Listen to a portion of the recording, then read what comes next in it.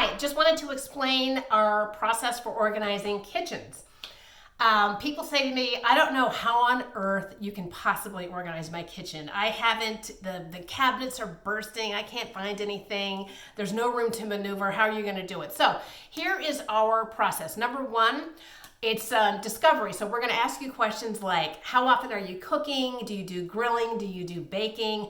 Who's cooking? And how tall are the people cooking? All right, so that's number one, questions.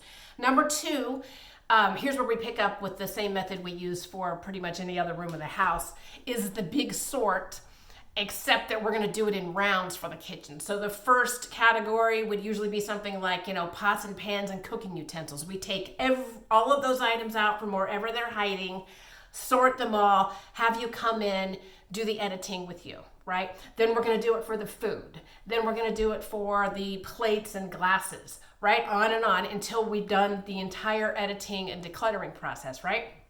So now that's all done.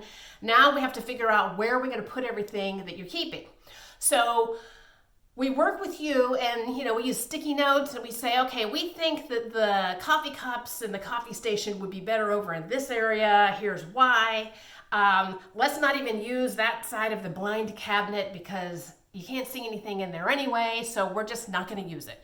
Let's put these here. How about doing your spices like this? Let's use a shelf riser to give more access for coffee cups above and below, etc., etc. Here's where we get to use all the containers and gadgets and gizmos that make organizing fun.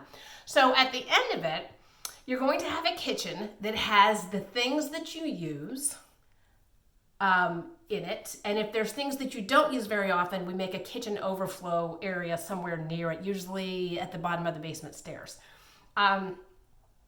Your pantry has whatever current food and things are containerized. You can see everything. Everything is visible, accessible, and easy to put back, which is part of our Organized for Life approach to organizing. And you are going to love your kitchen, I promise.